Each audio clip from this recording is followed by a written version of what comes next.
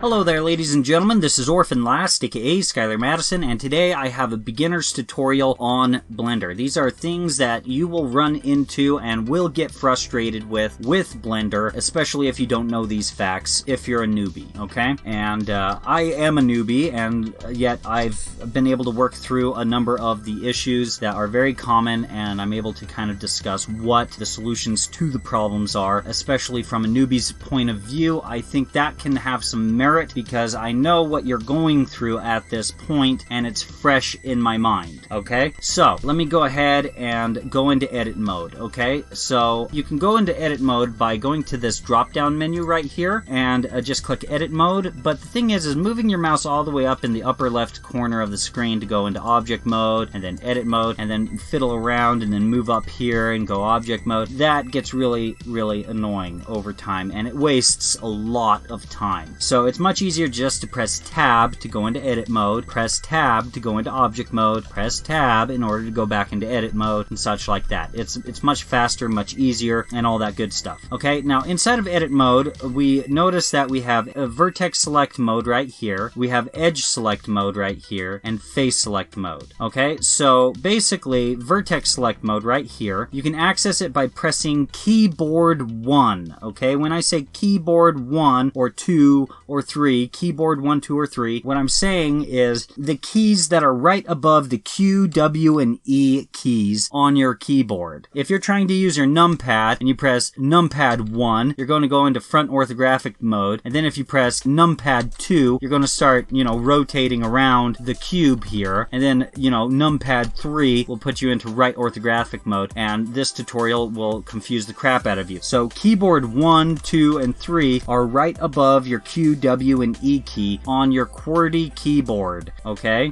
Not your numpad. So what we're able to do in vertex select mode is we're able to grab a vertex and we're able to press G in order to move a vertex around. And we're actually able to select multiple vertexes and press G and move them around. Alright, and that's pretty handy. We can press A to select everything, and we can press G in order to move the entire box around, but sometimes it gets really frustrating because it's really difficult to move an object and have any idea as to whether or not we're pulling it towards us or away from us. What you're going to want to get used to is grabbing an object and anchoring it to a series of axes. So for example, if I press GY, we're moving it along this green line, okay? And that is the y-axis, okay? So if I press GX, you can see a red line has appeared and it's moving parallel to the red line that is in the center of the world that's basically inside of every file in Blender. And the center of the world is basically where the X and Y axis intersect with the Z axis, which you normally can't see the Z axis unless you press G and X, but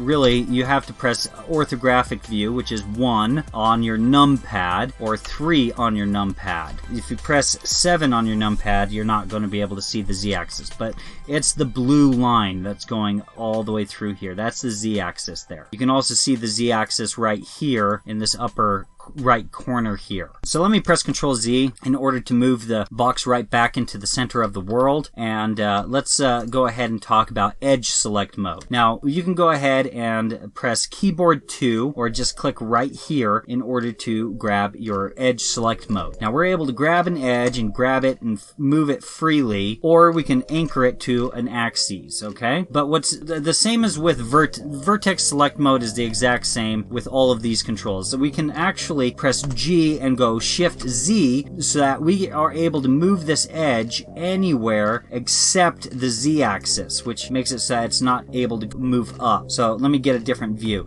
Let me press G, Shift Z, and try to move it up, but the thing is it's not really moving up. It looked like it from that point of view, but once I rotate, we can see that it didn't move up at all. Okay, so we are able to press G, Shift Y, and we're now able to move it on the Z axis and the X axis, but not the Y axis. Okay, so that's some helpful information. So if I press A, G, Shift X, as an example, I'm able to move it on the Y and Z axis, but not the X axis. Alright, so G, Shift Z, I'm able to move it everywhere but up.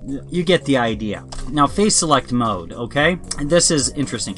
I'm able to select an edge and press grab, G in order to grab it, and that's helpful. And also I'm able to press X to anchor it to the X-axis, Y to anchor it to the Y-axis, Z to anchor it to the Z-axis, Shift Z to move it on every axis except for Z, Shift X in order to anchor it on every axis except for the X-axis, and Shift Y in order to move it on every axis except for the Y-axis. Just like any other selection mode, be it vertex selection mode, edge selection mode, or face selection mode. Now here's something that might help you, okay? When I press E, that extrudes, okay? And the problem with extrusion sometimes is that it creates an edge loop, and you can see that highlighted on the screen right now. There are times when you might want to move an object, let me press Ctrl Z a few times, and not have that edge loop. And the way to do that is to just, either select all the edges like this, which is, 4 separate clicks, and press G, and in this case I'm going to press Y in order to move it, okay? And you can see that I was able to move it without creating an edge loop. There are times when pressing E is exactly what you want. Sometimes you want there to be an edge loop, but just be aware that every time you press E, you are creating an edge loop around an object there, okay?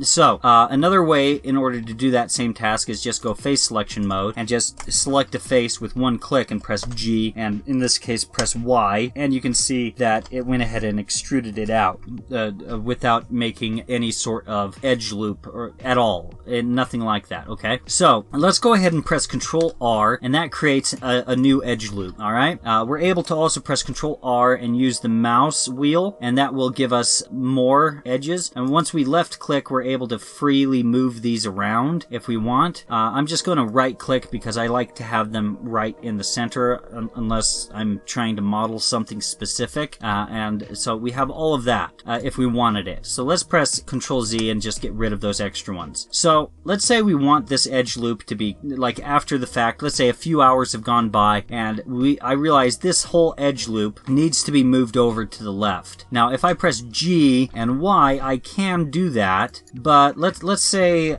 that this face is over here now, okay? If I want this edge loop to be moved over here without disturbing the shape, and let's say I want it to move perfectly along the edges here, I can press G, and now it's moving along the edge here, okay? It's anchored along the existing edges, okay? So, like, let's say I had something like a sphere. Let me go into object mode by pressing tab and press Shift A, mesh, and go UV sphere, okay? Let me press G and Y and move this out of the way. And then press tab to go into edit mode, press keyboard 1 in order to go into vertex selection mode, okay? So let's say I might want to move these vertexes as an example. Okay, this is almost impossible to just press G and move this around without destroying the shape of the general, uniform sphere, okay? So what I can do is I can grab one of these vertexes and press G twice on the keyboard. G, and I'm able to move it around without, like, completely destroying the shape that much, okay?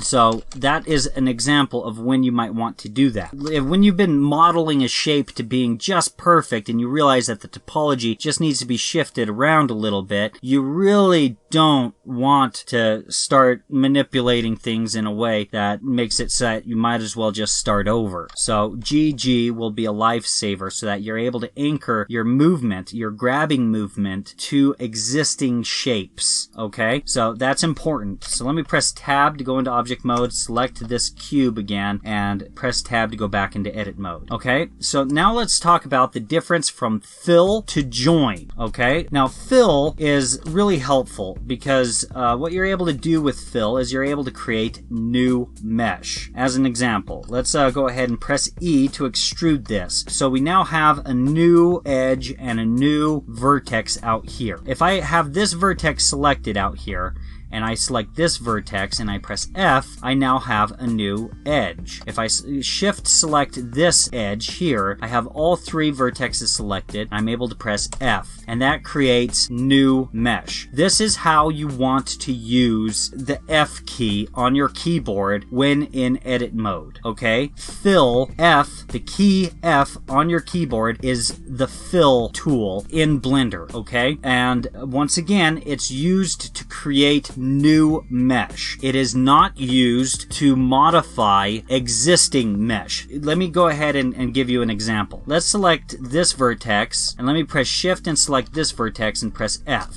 Okay, with these two vertexes still selected, let's right click and go subdivide. That gives us this vertex in the middle. Let's go ahead and select this vertex in the middle, press Shift and select this vertex out here and press F. And then let's grab this middle vertex once again and select this vertex and press F. Now, this may look like, you know, I've modified the existing mesh. The topology has been modified, but really it hasn't. The existing mesh has not been altered at all. And let me show you an example. Let's click on this center vertex here and press G and pull it out. You can see that it wasn't attached to the existing face. Instead, it's just this free-floating series of edges and a vertex that's just kind of free-floating. And this can really frustrate you when you've been working for hours and hours trying to get this mesh to this sculpt to cooperate with you, and you're thinking you've been modifying the entire mesh the whole time, and you've just wound up having a whole bunch of this going on. Now, this is what's called having non-manifold edges, non-manifold vertexes and stuff like that. Okay, so let's press X, and that brings up the delete menu here, and let's just go vertices right here, and that deletes all of that. And let's go ahead and select this vertex here and press X and delete that vertice right there as well. Okay, so how do we do the exact same thing but basically modify the mesh instead of having non-manifold edges and vertexes? We can select this vertex, and instead of pressing F, we can use the join tool, which is the J key on your keyboard. J, okay? And so that creates a new edge, and then we can select this vertex here, and we're able to press Shift and select this vertex here, and press J, and that automatically creates this vertex in the center and an edge that goes all the way across. Now, when I go ahead and press G on this vertex in the center and pull it out, instead of it just being free-floating, non-manifold edges and a vertice just kind of floating around, we have modified the existing mesh so that these edges and this vertex is basically connected to the existing mesh that existed prior to me making all of these new edges and this new vertex in the center. Okay, so let me press Ctrl Z a bunch of times. That, what I just told you, will save you a lot of frustration if you're a newbie with Blender. Okay, so what I'm going to do now is I am going to just go File, New, General, okay? And I'm not going to save any of this. I want the default cube again, okay? Now I'm going to show you a good way to model objects really quick here. It's a type of non-destructive editing, okay? So let's go into this tab that it says Modifier Properties, okay? It looks like a wrench, okay? We click on this, and modifiers are a form of non-destructive editing inside of Blender, okay? So let's go ahead and click Add Modifier and go Subdivision Surface, okay? Now the cube just transformed into something that looks a lot more spherical, and when we go to Viewport, we're able to see that a whole bunch more faces have been created, and that can be a little bit frustrating, but we can fix that pretty easily actually. Let's press Tab to go into edit mode. We can see that we have the existing perfect cube. It's still there, it still exists, okay? But the mesh has kind of rounded out with the subdivision modifier, and that's fine. But let me show you what's useful about the subdivision modifier. Let's go where it says Overlays, and let's go where it says Geometry, and over here where it says Wire Mesh, you can go ahead and turn on Wire Mesh. Or you can go ahead and right click on it, and where it says Add to Quick Favorites, go ahead and add it. It says for me Remove from Quick Favorites. For you, it's probably going to say Add to Quick Favorites. Go ahead and add it to Quick Favorites, and what that allows you to do is you're able to press Q, and you're able to see wireframe inside of a drop-down menu that says Quick Favorites, okay? Let's go ahead and click on wireframe, and we can see that we have all of this topology, and yet the thing is all of this topology, it only exists in theory because of the subdivision modifier. So if I press Ctrl R in order to create an edge loop, I'm able to kind of quickly change the shape of this object. But if I press GG, look at how many edges I'm moving simultaneously just with one movement, moving one edge. So this is very powerful, okay? Could you imagine how difficult it would be to move all of that topology by hand? If I had just manually created each and every single edge loop, that would suck. So let's go ahead and talk about ways to make this spherical looking object look like a cube again, just like our original object, just like the mesh that actually does exist on the screen right here, right now. Okay, let me press Q really quick here and just turn off wireframe real quick. If I press Control R and I create an edge loop and bring it to the edge, that creates what's called a supporting edge loop. And then I can go Control R again and bring it over here. And now we have a shape that's more so resembling something like a cylinder. Now, if I press keyboard 3, I'm able to select an entire face. So let me go ahead and select this other face here and press I to inset it, okay? It didn't really do too much, but it did make the edge along this cylinder a lot sharper, and it looks a little bit beveled. And sometimes you might want that, but this is adding a lot of topology. And so, although there are times when you might want to do this, I'm just showing you it as an example, and I'm also just saying this is one way to do this, okay? So let's press Control R once again, just click once and slide it on up here, and then go ahead and press Control R once again and slide it on down over here. And maybe, yeah, this bottom edge seems like it's missing some stuff, so maybe we might want to press keyboard 3, select this here, and press I, and we can see that it's working a lot better. All right, so now we have a cube-ish looking object. I'm just showing you different ways of doing it. You could do it just by pressing Control R the whole way through, all the way around, just like this. Control R, slide it, Control R, slide it, Control R, slide it, Control R, slide it. Okay, we can do it this way, and then rotate and go Control R, slide it over here, Control R, slide it over here. Okay, we can do that, but let's press Control Z a bunch of times till we have the spherical looking object again. Okay, this is a much more easier way to work with the topology in a way that it doesn't wind up adding more topology. So it's more non-destructive, so that it gives you more malleability. It makes everything more malleable as you're editing the shape of objects, okay? Because like if I select this edge here with edge select here and press Control B and I go something like this, like that is destructive, okay? There's no way for me to make that bevel any smaller now that I've gone ahead and done that. Well, there is, but it's going to be a lot more work. So let me press Control Z, okay? So let me go ahead and press N, and we have this under edge data. We see that we have crease. Now the crease is associated with the subdivision surface, okay? Now it exists independently of it, but it's only useful, at least to my knowledge, when you have a subdivision surface. In fact, when I hover my mouse over the crease area, it says weight used by the subdivision surface modifier, alright? And I can go ahead and ramp this up, and you can see the shape of the sphere kind of change, okay? So let's go ahead and start selecting more edges, okay? In fact, let's select every single edge, and let's go ahead and increase the mean crease here, okay? And okay, it looks like I missed out on one of them, but look at that shape. Maybe I might not want to hand model that curvature, okay? So this is a happy accident inside of this tutorial. Maybe I might want to have this weird warping effect that the subdivision surface winds up creating when it turns a cube into a sphere. Maybe I might want to use that to my advantage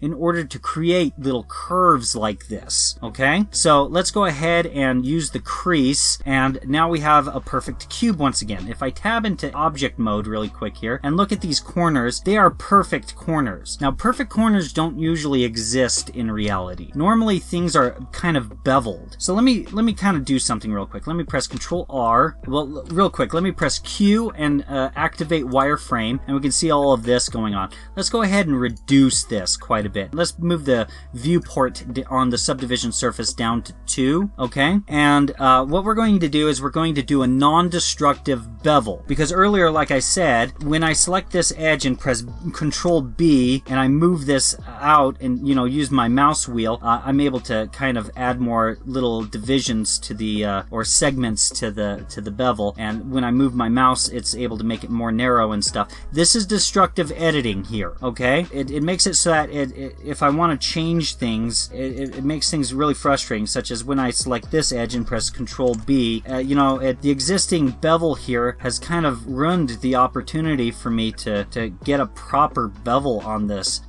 Like the shape is just all wonky. So I don't like doing it that way. So let's go ahead and add a modifier. Add modifier, bevel. Now, if you notice, it added a hell of a lot more topology, to the point to where the bevel might as well be another subdivision surface modifier. Let me show you. If I change the offset, you can see it widening up quite a bit. And when I add segments, it's literally going to every single edge loop, every single edge as well, and it's adding all of this topology, and we don't want that. We want to be able to control what edges wind up being beveled, okay? And the way that we can do that is we can go ahead and scroll down and click on weight, and that turns off all of the bevel action of the bevel modifier. And then on edge data, if we hover our mouse over bevel weight, it says edge weight used by bevel modifier. Okay, so with this bevel selected, let's go ahead and move this up, and we can see a really nice looking bevel is created. And that's kind of cool. Now let's press Q and turn off wireframe, and we can see that's all that exists right there. That's awesome. All right. And at any point in time, hours and hours later, after, you know, modeling and creating a sculpt, we can come back here and say, hey, you know, maybe I might not want that bevel to be quite that thick. Maybe that's better, okay? So that's kind of cool, but let's go ahead and keep it pretty big. I want to show you something real quick. Inside of edit mode, we're still inside of edit mode. We can go to shading, go to matte cap, and click on, say, this right here. Now, we look at this bevel, and although it's really nice, it looks like it's been kind of machine made in a metallic sort of way. There are things that can get a bevel to look this way, but maybe we might not want it to look so choppy. Maybe it's made out of a different sort of material. Maybe it's made out of plastic instead of metal. And so maybe you want to smooth this curvature out quite a bit. Well, what we can do is we can press Tab to go into object mode, right click and go smooth shading. Now that just smooths the shading out way too much. Like everything looks really, really wonky. That's no good. So what we can do is we can go to this object data properties. We click on that and we click on normals to expand it and click auto normals. And we can see that it's at default. It's set to 30 degrees. Now, from 30 degrees to 60 degrees, it tends to work with most models. You don't want to exceed over 90 degrees because, let me type in 90 degrees.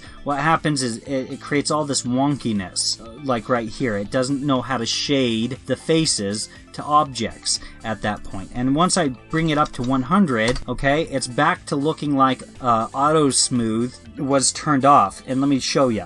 I turn off auto smooth and it looks identical, okay? I rotate down here, auto smooth, it looks identical. Let's move this down to 30 degrees again, and we have this nice smooth bevel right here. And that looks really nice. So, the next thing I kind of want to talk about is normals, okay? A normal, I'm still kind of getting a grasp on what normals are, but typically when people are talking about normals, what they're kind of talking about are flipped faces, okay? And one way that you can tell what side of a face is facing you is by going to this overlays menu, going back to geometry here, and instead of pressing wireframe, you click on face orientation and it turns everything blue. This is how you want your model to look. Everything on the exterior of the object should be blue, okay? Now, when I go ahead and zoom inside of the cube, we can see that the entire interior of this cube is red, and we don't want any of the red faces outside of the cube. So if I go face select by pressing keyboard 3 and select this face and go mesh, normals, flip, we now have a flipped normal. Let me press Control Z. We don't want flipped normals, and let me show you why. If I press Control R and use the mouse wheel to create a whole bunch of new edge loops, and then just click the left mouse button twice, and then press Control R on this other side, and just use the mouse wheel to create a whole bunch of them, and just click the left mouse button twice, and then do it again once more, so that we have a completed grid, and it doesn't matter how many edge loops you have. Okay, so far, so good. Everything looks great. However, we want to flip some normals to show you what problems can happen.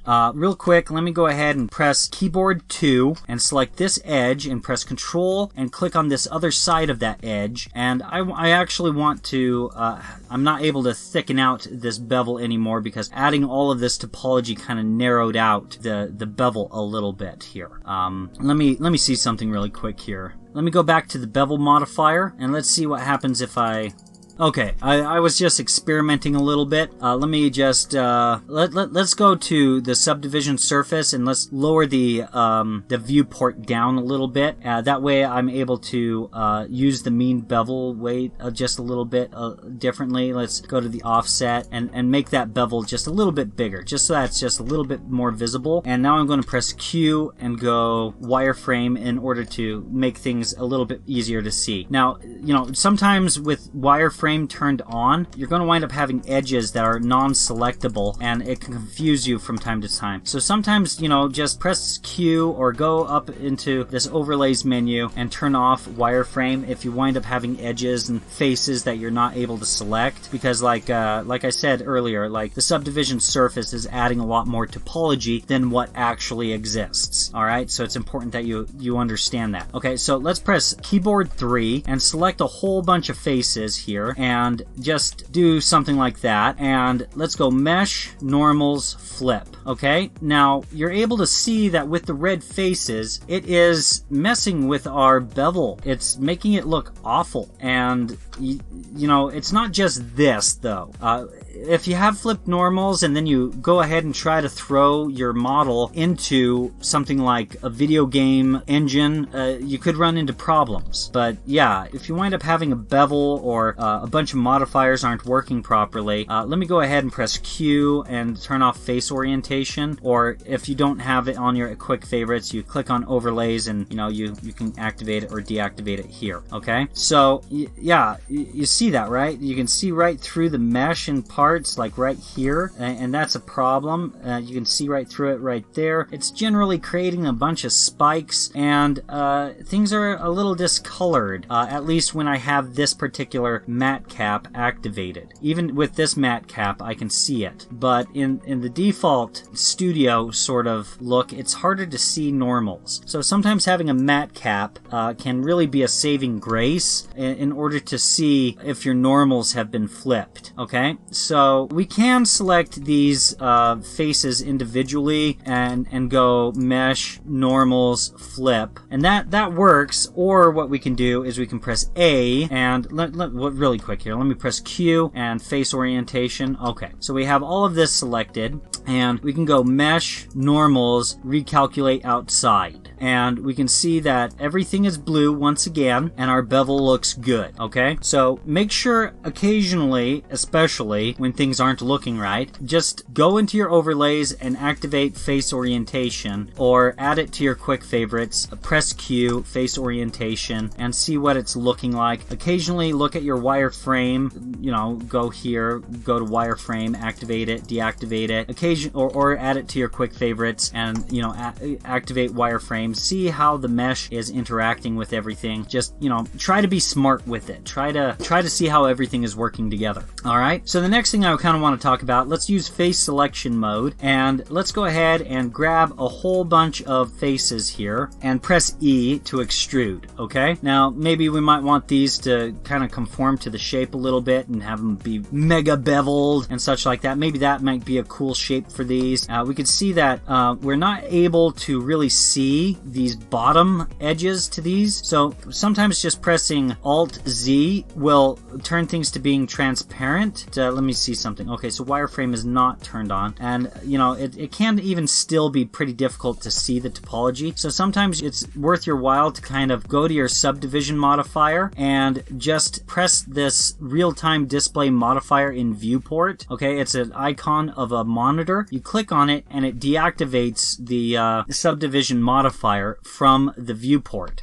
And so you're able to go edge select and select these edges if you want, or however many edges that you want. And once you're satisfied with what your selection is, go ahead and activate the real-time displayer modifier in viewport button. Go ahead and turn that back on, and you can do mean crease, and then you can go ahead and decide how much of a bevel you want it to have. And that might actually look kind of cool for different things that you're modeling. Alright, so let's say we press 3 on our keyboard, not our numpad, and let's say we want to select all of these faces. But let's say that we've been modeling on this for quite a while. So let's grab a few faces and go R, Y, and just kind of rotate, select a face, R for rotate, anchor it to the Y axis and rotate. Just grab a few faces here and there, R, Y, and just kind of play around with this a little bit. Alright, so what we can do is we can select this whole area, like we can select one face on this whole lower portion down here, okay? And let's say we want this whole lower portion to be selected. Well, we can go just hold shift and click, click, click, click, click away, and this will take forever. Or one way of doing it is we can press and hold control and just kind of click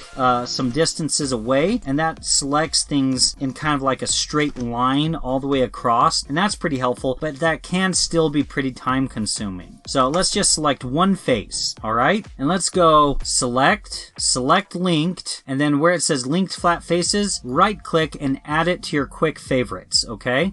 So I already have it to my quick favorites, so I'm just going to click on it. And so, real quick here, you either, now after you add it to your quick favorites, you press Q, linked faces, or if you don't want it in your quick favorites, you click here and you go select linked flat faces, okay? And now you have a whole bunch of this lower section selected, but we want all of it selected. So if this little menu is minimized, go ahead and select it here to maximize it, and we can see that only the faces that are either 0 degrees or 1 degree difference from the original face that you had selected have been selected. So let's go ahead and ramp this up a little bit, just kind of move it. Okay, so we selected a little bit more at 8 degrees, okay? Let's go ahead and kind of scroll up until we start. Okay, it looked like around 12 degrees it selected even more. Let's go ahead and keep going, just keep scrolling up. Okay, it selected more at 17 degrees. Let's go ahead and keep scrolling up on the